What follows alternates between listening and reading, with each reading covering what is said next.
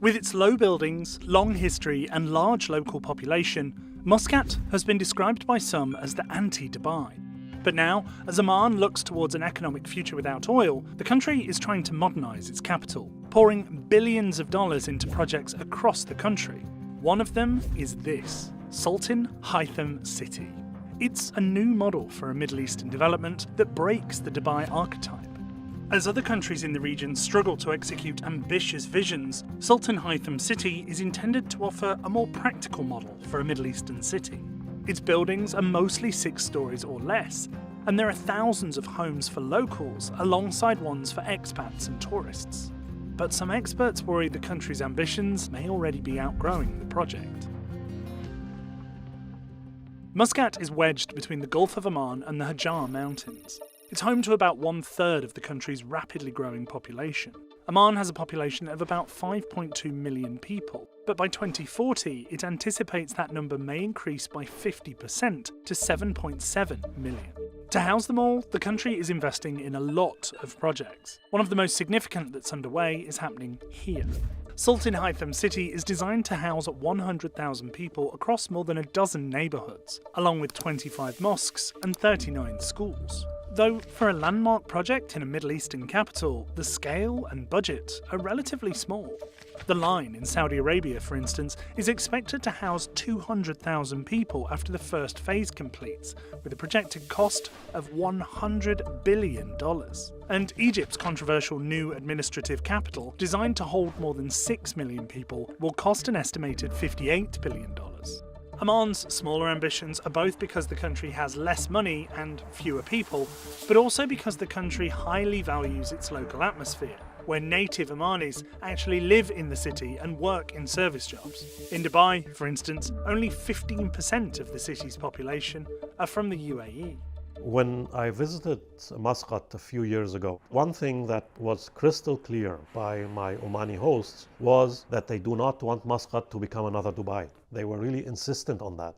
It will take a while to see if the new model succeeds. Sultan Haitham City won't actually be done until 2045.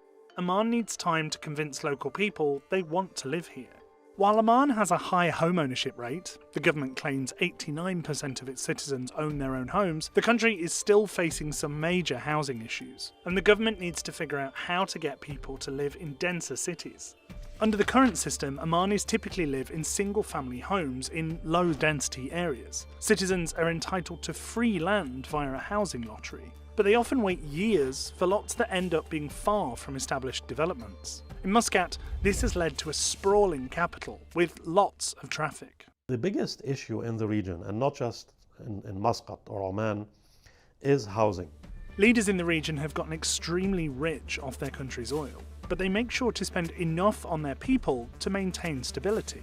In particular, they've paid for things like free healthcare, education, and homes. And this is really how regimes in the Arabian Peninsula have been able to secure the loyalty of their citizens through housing policy. But lots of the land these countries have left to dole out is farther into the desert, which is expensive to develop and will become increasingly unsustainable as resources decrease. So there will have to be a sort of a reality check. Sultan Haitham City is designed to put locals in much denser neighbourhoods than most currently live in, but maintain the privacy of individual villas.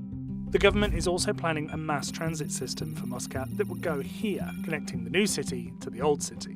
Metro systems have been a long-time goal for countries across the Middle East that want to reduce traffic and improve their international image.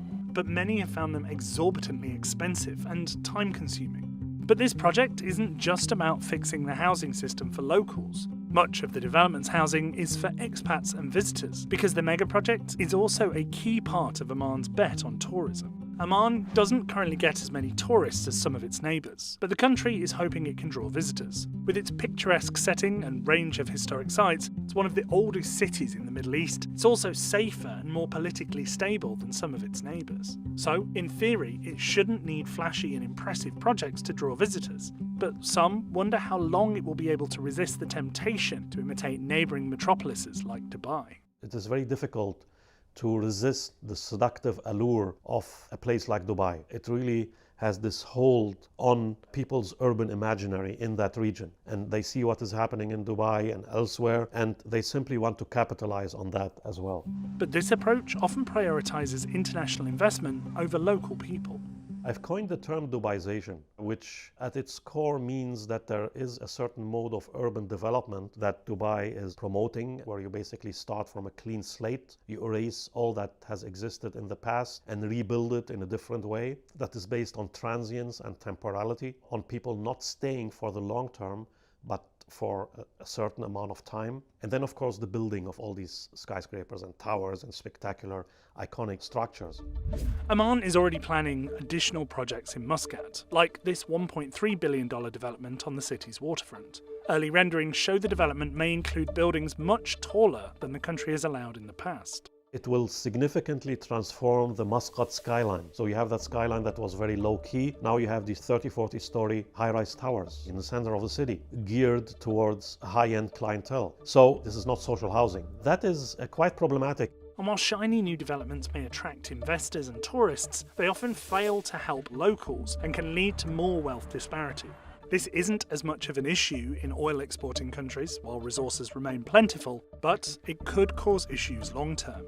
When you have a society where inequality is high, then this immediately will lead to social unrest, and social scientists will confirm that. The Arab Spring was really manifestation of that. Of course, it was brutally repressed and put down. So for the moment, things are sort of stable. But in the long run, I don't think that this will last. For Muscat, the question will be whether it can successfully maintain its local character as it navigates how to modernise, or whether plans like its new waterfront will fundamentally alter it in the direction of neighbours like Dubai. There is a way to try to reconcile these two tendencies, to both have the spectacular and the more intimate and human scaled. I don't think that these have to be mutually exclusive. How can you achieve both? It's difficult.